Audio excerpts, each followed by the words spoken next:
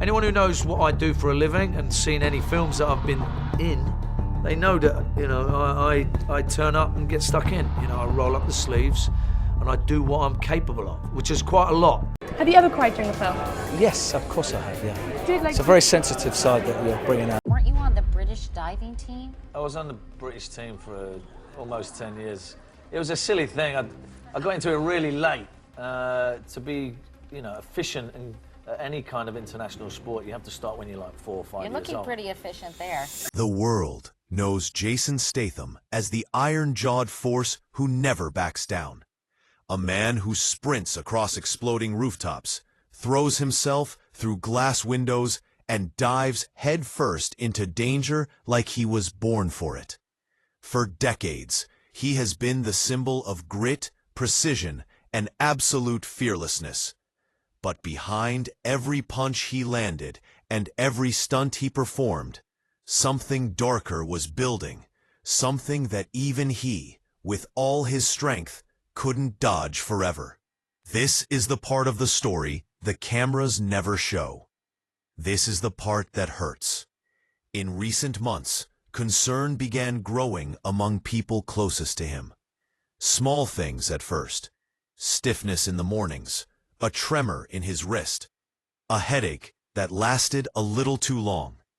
He brushed them off the way he brushed off everything that got in his way. Pain, after all, was just another stunt to walk through.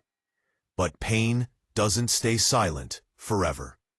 And for someone who made a career proving he didn't break, admitting something was wrong felt like betraying the very image he had built.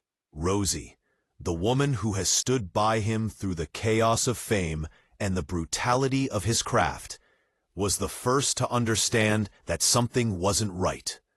She watched the way he hesitated before reaching for a glass, how he rubbed his shoulder when he thought no one was looking, how he avoided talking about his next stunt sequence, a topic he usually lit up about. The man who once seemed unstoppable was slowing down, even if he refused to admit it. But Jason Statham wasn't always the invincible figure we see on screen.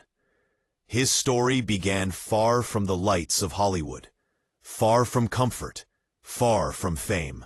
It started in Shirebrook, Derbyshire, a small town built on the backs of working-class men who didn't have the privilege of dreaming big. In that town, survival was the only ambition, and every family had a connection to labor that took more than it gave. He was born on July 26, 1967, into a world shaped by grit and scarcity. Coal mining dominated the landscape, both physically and emotionally. It was the kind of place where the air carried the memory of hard days and harder nights, where men came home with dust in their lungs and aches that never fully disappeared. His father, Barry Statham, knew that life intimately. Born in 1939, Barry lived through the coldest nights Britain had ever seen, through paychecks that barely covered heating, through days that began before dawn and ended long after the sun dipped below the horizon. Barry didn't get to choose his path. Life chose it for him. House painting, coal mining, selling odds and ends on the street, even singing in dim bars in the Canary Islands when work dried up back home. He took every job he could because the alternative was watching the family struggle. Jason grew up watching a man who never stopped moving because he couldn't afford to. His mother, Eileen Yates, brought something different into the household movement, rhythm and a spark that cut through the heaviness. A professional dancer, she spent her nights performing in pubs, clubs, and shabby lounges, lit by flickering spotlights. There was something magical about the way she carried herself, even if the stage was small, even if the audience was half drunk and distracted. she gave Jason a glimpse of a world where performance wasn't about survival. It was about expression. Their house wasn't a calm home with a tidy routine. It was a whirlwind of hustle, music, and movement. Barry would break into song. Jason's brother Lee would pick up the guitar.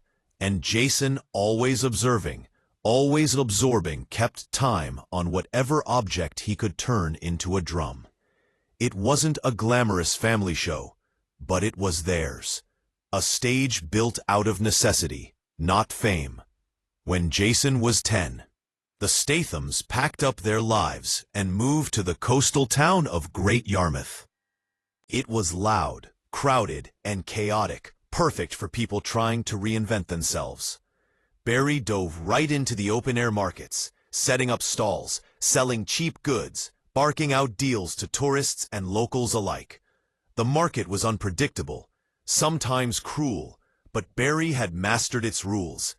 And Jason learned those rules quickly. He watched the way his father read people, how he could tell who might buy, who was just browsing, who was worth approaching, and who would waste his time. He learned when to push a sale and when to pull back. In a way, those early days shaped him more than anything else. They taught him discipline, instinct, and the art of surviving in unpredictable environments. But Jason was never meant to stay a street hustler. Something inside him craved structure, focus, challenge. At 11 years old, he found exactly that in martial arts. What began as interest quickly became obsession. Karate, kickboxing, Chinese martial arts, he threw himself into all of it. Every kick, every stance, every form was a way to channel the pressure building inside him. Martial arts gave him what the world never had: control. As he got older, his training expanded. Muay Thai's brutal precision, Judo's balance and throws, Brazilian Jiu-Jitsu's chokeholds and positional dominance, Krav Maga's no-nonsense, real-world techniques. He earned his black belt in karate and drilled throws like seoi nage and holds like kesagatame until they became second nature. By the time he reached his teenage years, Jason wasn't just strong, he was disciplined, focused, sharp. He had the kind of edge that only comes from mastering something the hard way. During school, he met a kid who would later become another iconic British tough guy, Vinnie Jones. Back then, they were just boys grinding through football matches.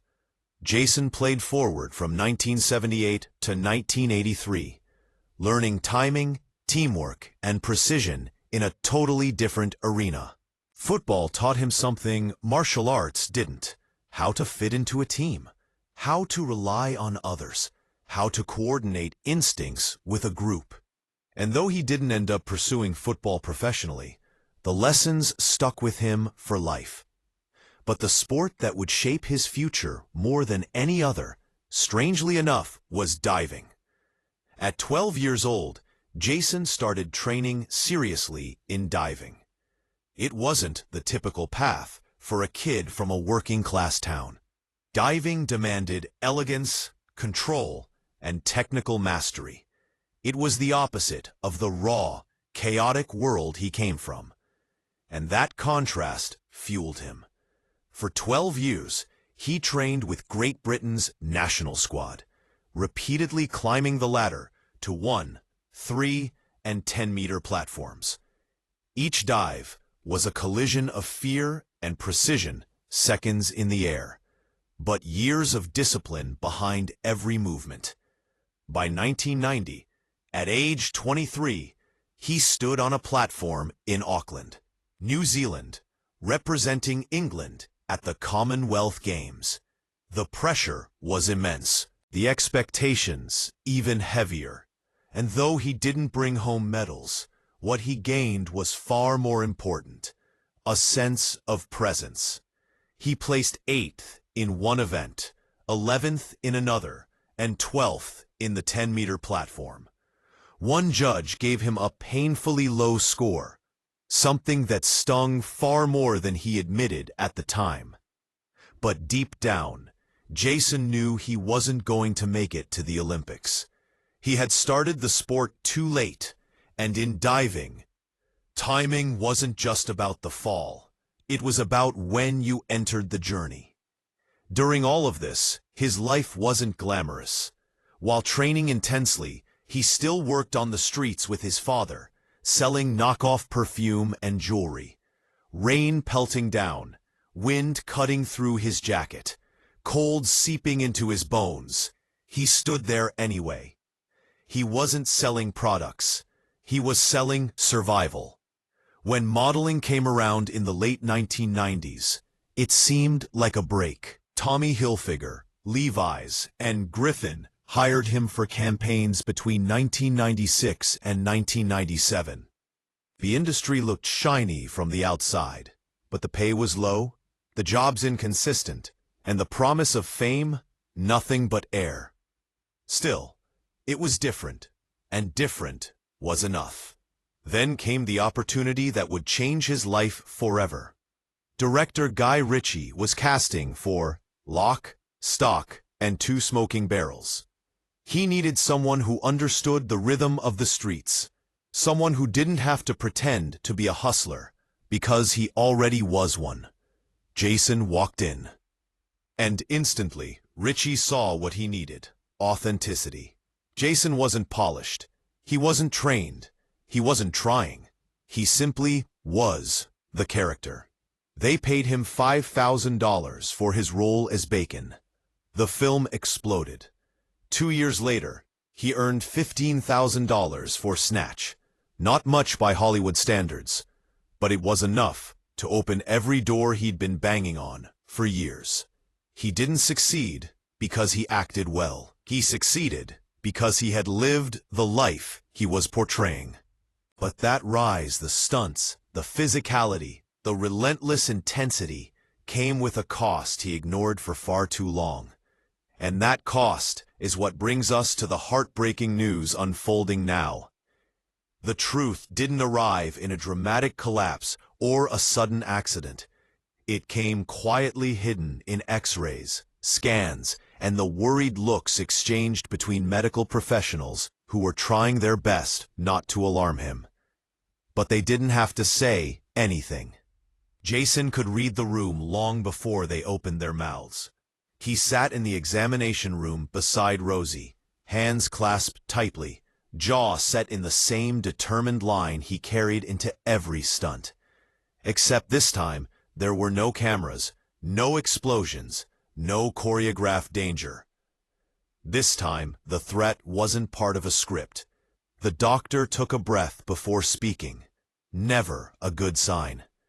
Years of fractures, signs of repeated concussions, a wrist injury that hadn't healed properly, creating long-term complications, nerve compression, arthritic development far beyond his age, and worst of all, something that suggested he needed to stop ignoring the signals he had been pushing aside for years. Rosie squeezed his hand, but Jason barely felt it. Not because he was numb, because he was angry at himself. Not at the pain, not at the diagnosis, but at the idea that he had let things get this far. For a man who built a career on control, the idea of losing control over his own body was almost unbearable. He nodded through the doctor's explanations, absorbing every word like a blow. He didn't interrupt. He didn't challenge the results. He simply listened, because in his heart, he had known something was coming. Not like this, not this severe, but something. Rosie, shaken but composed, asked every question he didn't. She wanted clarity, timelines, treatments. She wasn't worried about movie sets or contracts. She was worried about the man sitting beside her, the father of her children, the partner who had faced everything head-on until now. Jason kept his eyes on the floor, thinking about every stunt he had insisted on doing himself. Every fall, every collision, every risk he'd taken because he didn't want a body double stepping in. It wasn't about pride, he told himself. It was about authenticity. But now, authenticity had handed him a bill he wasn't sure he could pay. When the appointment ended, he walked out of the clinic slowly, almost cautiously. For the first time in his life, Jason Statham felt fragile. Not weak fragile. There's a difference. Weakness is a lack of strength. Fragility is strength worn thin by years of impact. And Jason Statham had endured more impact than most humans ever would. They drove home in silence. Rosie held his hand, her thumb tracing circles across his skin. It was a small gesture, but it grounded him in a way words couldn't. At home, after the kids were asleep, they sat together in the quiet. Jason finally spoke, his voice low, almost defeated. Maybe it's time I slow down. Rosie didn't say, I told you so, even though she had wanted him to take fewer risks for years. She didn't scold him or push him. She simply nodded and said, it's time you take care of you. That sentence pierced deeper than any stunt injury ever had, because taking care of himself was the one thing he had never learned how to do. From Shirebrook to Great Yarmouth, from market stalls to diving platforms, from modeling shoots to movie sets, his life had always been about pushing, striving, driving forward, no matter the cost. Slowing down felt unnatural. Resting felt wrong. And acknowledging vulnerability felt impossible. But now, he didn't have a choice. The next week was filled with decisions, discussions with producers, meetings with stunt coordinators, difficult phone calls with people expecting him to lead action-heavy projects. Some were supportive, some weren't. The industry loves a tough guy who never breaks, and it doesn't always know what to do with one who suddenly needs to. The hardest call he made was to a director he admired, turning down a role that involved dangerous physical scenes. His voice shook slightly as he explained the situation. He ended the call feeling like he had surrendered a part of himself. But then Rosie walked into the room, kissed his forehead, and told him she was proud of him. For the first time, the pride didn't come from what he could do, it came from what he was choosing not to do. Jason's healing journey began in small steps. Physical therapy, new routines, learning how to rest without feeling useless, learning how to accept help, learning how to let someone else take the hit on screen. And that was the part that tested him the most. On the set of a recent film, one he agreed to do under the condition that stunt professionals would handle the dangerous sequences, Jason stood back as a trained double executed a complex fall through a shattering window. Watching it from a distance felt like swallowing poison. He respected stunt professionals deeply. He always had. But standing on the sidelines of something he used to own was like watching a piece of his identity walk away. Yet something surprising happened. The director turned to Jason afterward and said, "You don't need to do that to prove anything. People don't watch you because you take the hits. They watch you because you bring something real." Jason didn't respond immediately. But the words stuck with him. Maybe being strong wasn't about being invincible. Maybe it was about knowing when to stop trying to be. At home, his kids didn't care that he wasn't throwing himself off buildings anymore. They cared that he was present, that he wasn't limping through the door after long days on set. They cared that he could run around the yard with them without wincing every time his foot hit the ground. And slowly, Jason began to understand that his biggest legacy wouldn't be the stunts, the fights, or the films. It would be the life he built outside them. Still, the heartbreak of the diagnosis lingered. It wasn't something that faded overnight. Every time he felt his wrist twinge or his shoulder stiffen, he remembered the years he thought he was invincible. And every time he looked in the mirror, he saw a man who was finally learning that even the strongest armor can crack. One evening, sitting with Rosie on the balcony, he spoke softly. "I always thought pushing through made me tough. But maybe stopping, maybe that's the toughest thing I've ever had to do." Rosie leaned against him and replied, "You don't have to be tough all the time. You just have to be here." For the first time in a long time, Jason allowed himself to breathe, not like a man preparing for the next impact, but like someone finally free of the pressure to withstand every blow. The heartbreaking news wasn't the diagnosis itself. It was realizing that he had spent decades believing he could outrun consequences.